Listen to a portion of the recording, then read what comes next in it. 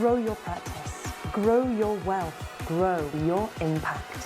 Find out how to spend less time in the dental chair and more time on the things you love. Welcome back to the Dental Wealth Podcast. With me in the studio, as always, is the magnificent man himself, Mr. Eric J. Morin. I'm glad to be here, but you guys should know of the conversation that just happened is just to give Reese some love. Rafael Nadal just retired, and he had what do you have? 22 Grand Slams, 14 French Opens. 22 Grand Slams, 14 French Opens. That is tribute to Reese. There's your info for the day to start the podcast. So he said just in case it came up, so I'm just making sure it comes up. So there you go. If y'all didn't know, Reese is a big tennis fan, just FYI. This podcast is after Thanksgiving, so we are thankful for Mr. Nadal for his many years of service in the tennis realm. I think we had 3 really good champions all at the same time that we might not ever get to see again. So it was a special time. Shout out to Reese. Shout out to Nadal. I know he's watching. I know it. I can feel it in my bones. He is a part of it, so we are thankful for them. Week after Thanksgiving, this is going to air. So, you know, what would you say? We always ask this question. Are you more of a turkey guy or are you more of a ham guy? I'm a turkey guy. Although we had a small Thanksgiving, FYI. It was going to be a small Thanksgiving. And then there was another couple added and another couple added, which I'm very thankful for, by the way. I am grateful to have beautiful people. But in my head, I had a vision, this very small, quaint Thanksgiving. It would be a very large Thanksgiving. So I'm getting a ham for the ham people, and I'm going to smoke the turkey. That's right. Chef Eric will be smoking the turkey, and it'll be a beautiful Thanksgiving. And so we'll have a great group of people there, and it'll be amazing. But I personally am more of a turkey guy. And then that nap after turkey, it's hard to beat the nap after turkey, right? It's pretty great. It is always difficult, and turkey is I'm not a ham guy at all. And like I was telling you earlier, and you're looking very Thanksgiving festive today. I mean, that jacket, sir, let me tell you, if you're not watching live right now, there's your hint to throw it on the TV. Actually, watch it during Thanksgiving. It's called seasonal style, my friend. Seasonal style. You got to have seasonal style. You got to bring out the fall looks. Carolina tries to tell me that every single winter and fall. She's like, we got to clean out the closet to make sure we can put our Christmas or our winter stuff in the closet. I'm like, I don't have that much stuff. I wear Christmas and summer and everything mixes together. So I need to get on Mr. Morin's level. I think that's the moral of the story here. I will tell you that this year I'm having somebody else do the tree. And this is the first time in my entire life I'm having somebody else do the tree. And I'm not going to lie, I'm kind of excited about it. What have you become? What have you become? I don't know if that's well, my kids were like, we don't really, they didn't seem as excited about the tree. Yeah. And so but I cannot decorate a tree. That's not in my gifting, Matthew. So I think that's where Carolina and I have the biggest differentiation in opinions. She likes a very full tree, elegant but full, meaning ornaments everywhere. She wants bows. She wants all these things. I'm very minimalist. I'm like, 10 ornaments looks great. Literally last night, she's like, we should just get a fake tree because we get a real tree every year. She's like, we need to just get a fake tree because this is getting out of hand. Well, last year, Braley had never had a real tree. And I don't know why. So I went out and I got a gigantic tree, like something from a movie that's obscenely big, and that damn tree, it was like an 18-wheeler, brought it into the living room. Yeah. And then after that tree last year, she was like, I think we should do a fake tree this year. So we're doing a fake tree. We should downsize a little bit. And then I'm gonna have somebody else make it really pretty, and then I'm gonna look at it and be thankful. There you go. That's my We're going to get to that level too. Oh, by the way, she takes it down too and puts all the ornaments. So she bought ornament boxes and everything. So she was like, I will take it down and put it in the basement. I was like, that sounds like a Christmas present to myself. Can she actually wrap presents too? I know. That's another facet that I hate doing. You can always tell when there's a good Matthew wrapping because it is pathetic. And it's not something you would think I would do, but I've watched like 30 YouTube videos. It never ends up well. I got the kids this year. I said, "What do you want for Christmas?" And I got the big, I don't know, like. You're at that point. So anyhow, so this is our Christmas edition of the podcast, Thanksgiving/Christmas. I hope you guys are ready. I will say on Saturday, I went to the mall, forgetting what day it was or where we were at in the year. And I looked at Braylee and I said, this is officially my last day going shopping till the new year. I was like, it was saying it was crazy how many times I got pushed by random people that I'd never met before. Yeah. So it's that time of year. Like you're in Black Friday season. No. It's also time of year to finish the year strong. We'll pull it back to dental. It's time to lean in. It's time to get one of the things I see all the time is Thanksgiving time, November. People start to pull off the gas and you close down for a week in November and close down in December and start to lose some of that momentum. And don't let the turkey kick in and lose your momentum for the rest of the year. So Matthew, I asked you before we started the podcast, I said, hey, do you have something to talk about that you want to talk about? And you said yes. And by the way, I have no idea what that is. So I do indeed. We, at the end of every podcast, I always say, if you guys want us to talk about a specific topic, anything, literally anything about your dental practice, if you have some news article that you thought of that you're like, hey, can you guys discuss what your opinions are on this? We had a couple people take us up on that. So, I pulled the first one that came in. So the no particular order, we can save the second question for the next podcast. But this comes from someone that is an avid listener to the Dental Wealth podcast. So I'm excited to ask this question to you, sir. So her question was, all right, how much can you scale or can you scale with a practice based on patient experience? Because it seems most practices that are scaling are more volume-based to compete with DSOs. So they're taking a lot of insurance, have expanded hours, etc.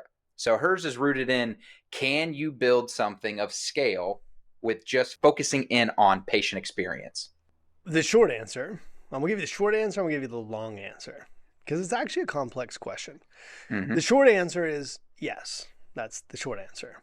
The long answer is, first of all, don't watch the marketplace, okay? Well, there's a reason why. So we had, in our last Acumen program at Tower Leadership, I had a gentleman come who owns a DSO, who's 70 plus locations. And so one of the people in the room asked him, hey, said something about culture and was asking about culture. And then he kind of gave an answer of, I'm not as worried about culture. And I looked at the room when he had left and I said, look, he's an investor. He's looking at returns. That's what he does. He's not looking at culture. He's looking at returns.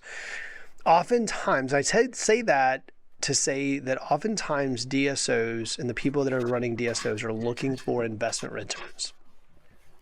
In an investment return world, that person might not be as motivated to invest in culture because they're not looking at the long-term viability of the business. They're looking at getting EBITDA to a certain level and then flipping the business to somebody else and making a profit.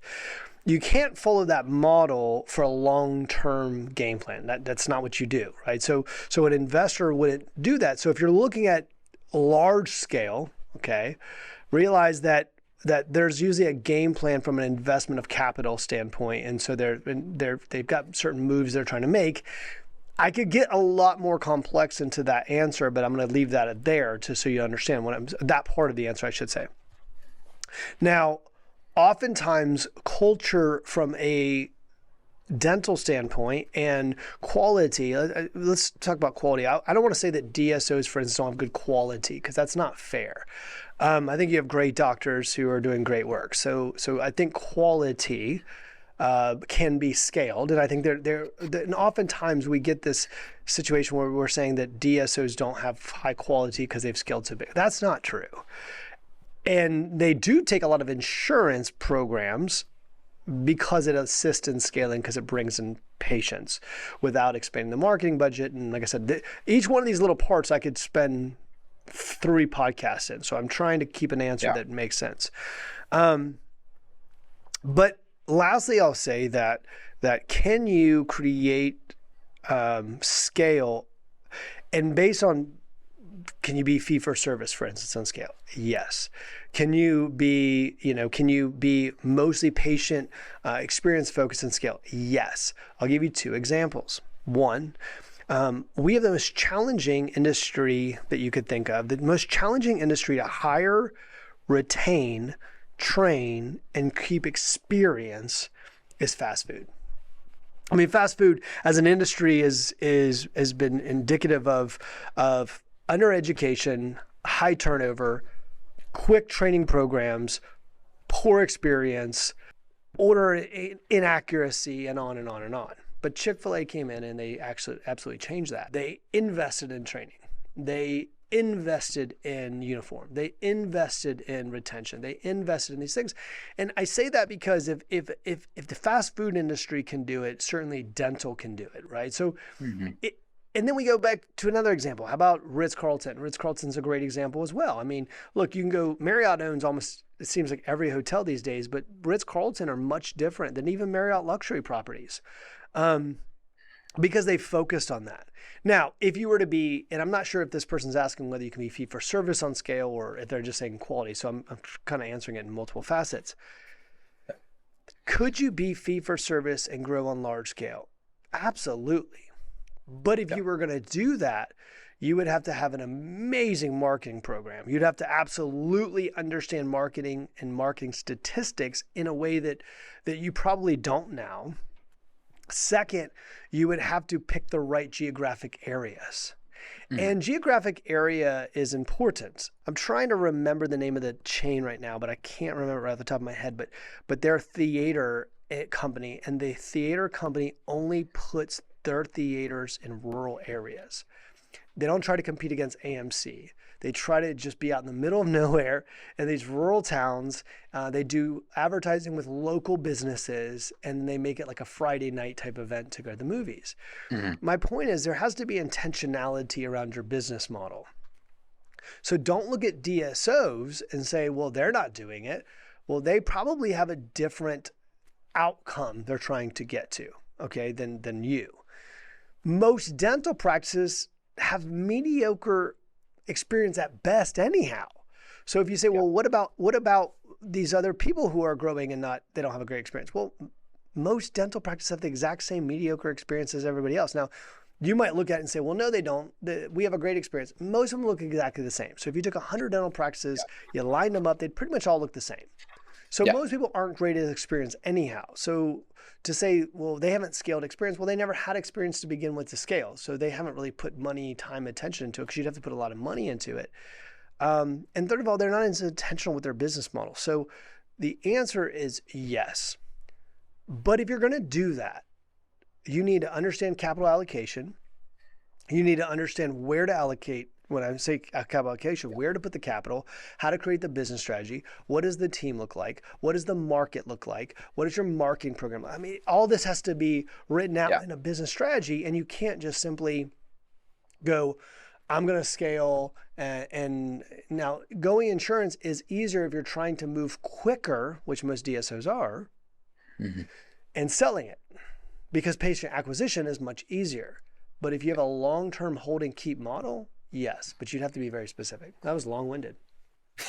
you were in the flow. I'll breathe for a second now. And we've talked about, patient experience several times. We've talked about on the podcast. We've done full workshops on this and just how you can differentiate yourself in the marketplace. So I think, this individual was looking, all right, so DSOs, they're more focused in on high volume. So what could I do that's going to be different from a DSO that I can compete on uniquely that they might not want to invest in?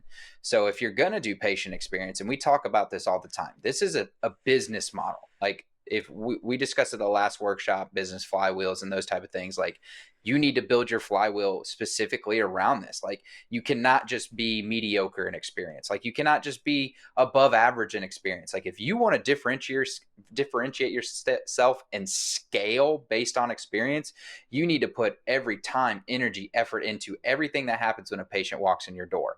What are they getting? Are they getting you need to look at all of it, even your talent. So when you get talent in the door, if you want to the Ritz-Carlton is different from a regular Marriott property because of the talent they bring in the door.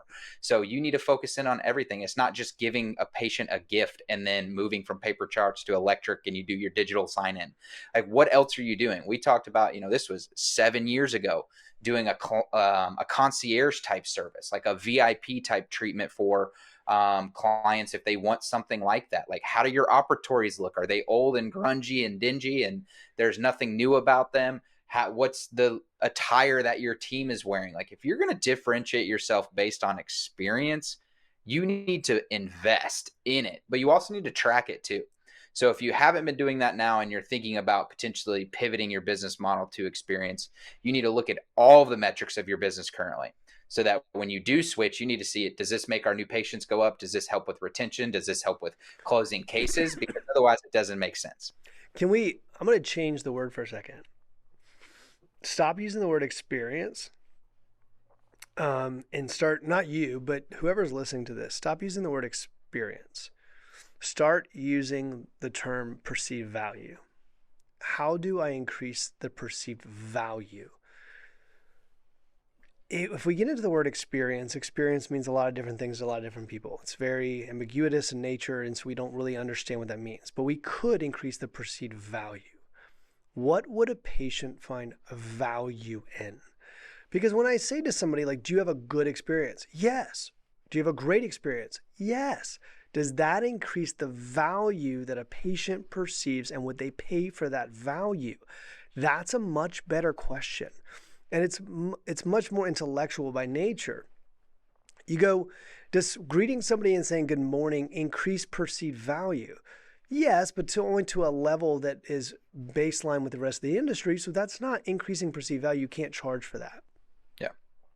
If you took every piece of your process and you ripped it down, like your entire, everything from check-in to check-out, you took that entire experience, you ripped it down to the bolts and started all over again, forget what anyone else was doing. And you said, does this increase value, perceived value? Because this is, you could say it increases value, Eric. Sure, certainly. If it doesn't increase perceived value from the patient, it doesn't count. So does this thing that you're doing, that you're investing money in, increase perceived value? Going back to what Matthew said, look, most of the time we have a problem with a dental office is because someone didn't listen to us, or someone didn't follow up with us, or we weren't explained something, or whatever it is, right? Usually team related. Okay, that does increase perceived value. Are you willing to invest in higher talent? Or you're going to ask your friend, how much can I get away with paying this person? Because I want to pay as low as possible. Your check-in experience. Technology absolutely can be utilized to increase perceived value. We know that. We know that increases. But what else in your experience increases perceived value? Now, I'm not going to give you a lot of suggestions on this podcast because I'll have a bunch of people doing things out of alignment with a business goal. And so that's not what I want to do. But you would want to, like, if I was sitting down with somebody, and I was being paid to do this for somebody, I would rip down their entire process and start over again. But you'd have to be willing to invest significant capital in increasing perceived value. Now, as a business person, you also want to be conscientious on what are the things that I could do that have massive increase on perceived value, but do not cost me a lot of money. That's the first place I would start, by the way, if you were trying to do this from a business standpoint. But then you would want to go back, okay, now that I've done all these things, what are the things that would cost more, but they would have a dramatic, are these investments worthwhile? Now, nobody does any of this. They look at what everybody else does. They copy everybody else. They want to be out of network, but yet their experience is the same as everybody else. So what ends up happening is they have an experience that's not perceived in the eye of the patient any better than anyone else's, but yet they want to charge more. That's a failing model because eventually you'll get beat. So if you want to compete on the marketplace, you'd have to take apart that process. You'd have to increase perceived value. You'd have to find the patients or be in the area where the patients want to pay for that perceived value, right? If you're going to charge twice as much as the industry or whatever it ends up being, 30% more, 40% more, then you need to look at the socioeconomics, you need to look at the psychographics, you need to look at the demographics, you need to look at all these things for your area and say, what is the success criteria by which I would put a new practice? Because you can't just have perceived value, you have to have a client base or patient base in this case that is willing to pay for that perceived value. So you can do it, it takes a lot of work to do it right. And that's why people aren't willing to do it right. They'd rather just take the shortcut, grow it quickly, not build it properly, and move on to the next thing. If you want to do it, it can be done well. Chick-fil-A's shown that you can do it. Ritz-Carlton's shown that you can do it. I could keep going on and on and on value. And we're seeing it right now on a completely different scale on perceived value. And one thing you can do, and I'm not telling you to do this, but you can increase price point to perceived value. And I'm going to give you an example that's completely different. Louis Vuitton is in a weird situation. All right, I'm not going to get into a big purse conversation, but this is a good business model thing. Hermes, what they did was Hermes went out and they took the Birkin and made the Birkin 40, 50,000 or whatever the number is. I don't know. And it changed the game. So now what ended up happening is we started using different plays. Rolex started following and they went to a scarcity play. So now if you go to a Rolex store, it just says for exhibition only. So now they're making it hard to get a Rolex. Louis Vuitton was getting into an issue where anyone can afford a Louis Vuitton. It went from an exclusive brand to anyone could get a Louis Vuitton. Like anyone with a credit card could get a Louis Vuitton. It was like $1,200 for a purse or something, right? It wasn't that astronomical. So what did Louis Vuitton do? They moved all their purses from $1,200 to $5,000. So why am I talking about purses? Is a Birkin worth $50,000? I mean, literally. I mean, I'm sure the great craftsmanship. Yeah. I'm sure the needlework is phenomenal, but is it a $50,000? No. It's the perceived value that it brings. Yeah. It's the value of walking around with an Hermes bag and what it says about you. And what was happening to Louis Vuitton was the perceived value was, I mean, walk into the grocery store and look at how many Louis Vuittons are there. I just do that next time. Like everyone has a Louis Vuitton. They could literally have beat up, nasty sweatpants with dirty flip-flops on, and they still got a Louis Vuitton handbag. So there goes the exclusivity. How many of them, when you go to the grocery store, have a Hermes bag? Probably no one. So my whole point in saying this, why does that have to do with dental? Is perceived value takes strategy. It takes thoughtfulness. It takes work. It takes planning. It takes a lot of things to do it well. Most people are not willing to do the work to do it right. But if you build it right, you will have a business like nobody else's. People will try to imitate you, but because they don't understand your internal operations, they will not be able to copy you, which I give you 100 business examples where people have tried to copy other companies but failed because they don't understand the internal operations. So if you build a great perceived value, you know how to utilize technology, you know how to team, you know how to invest in the right resources. If you do that well, you figure out how to do this on scale and you build out the internal operations to support it. Even when somebody wants to copy you, they can't because they don't know your internal operations. And DSOs will never do it because it doesn't work for what they're trying to do, which is ultimately flip a business. So yes, it can absolutely help you compete in this marketplace. It's a competitive advantage. But here's how I'll end this thought in this podcast. Are you willing to do the work? And I'll end that there. No, I mean, it's a perfect point. Yes, you can do it. I think have you ever wrote your perceived value down and what you would pay for that?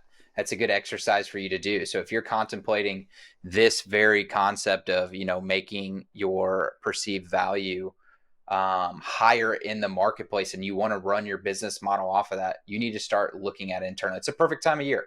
You got December. So in 2025, what is going to change for your business? And maybe a light bulb went off in your head and you're like, what if I did it on this? So if you did do it on that, you need to sit down and really, really, really think about this. And it's a perfect task for you to do for the end of the year. It's a perfect task for you to do after Thanksgiving is, get out there, actually go walk first. And then, and then you can start looking at the business. But this is a great topic. I think, we encourage people to always send in questions. Eric and I typically will either do like a news jacking or we'll just go off the cuff just from various conversations we've had with team members or doctors or clients or partners or anything like that. So we welcome these questions that come in and we will get you guys ready to go for the end of December here. So with me as always, Mr. Morin, thank you for being in the studio at this time of year. And we are excited to keep this going and continue with the podcast. You guys have a great beginning to your holidays. We'll see you soon.